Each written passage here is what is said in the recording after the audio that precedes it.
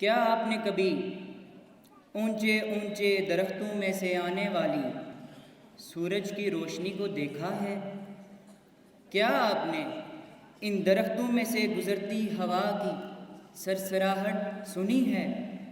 بہار ہو کے خزاں، یہ انسان سے جب بھی ہم کلام ہوتے ہیں بس اتنا عرض کرتے ہیں، ہماری تعظیم کرو، کیونکہ رحمت للعالمین حضرت محمد صلی اللہ علیہ وآلہ وسلم ہمارے سائے میں آرام کیا کرتے تھے۔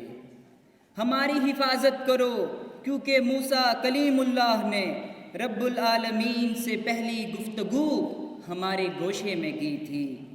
ہماری آبیاری کرو، کیونکہ ہم تمہاری آنے والی نسلوں کی زندگی کی ضمانت ہیں۔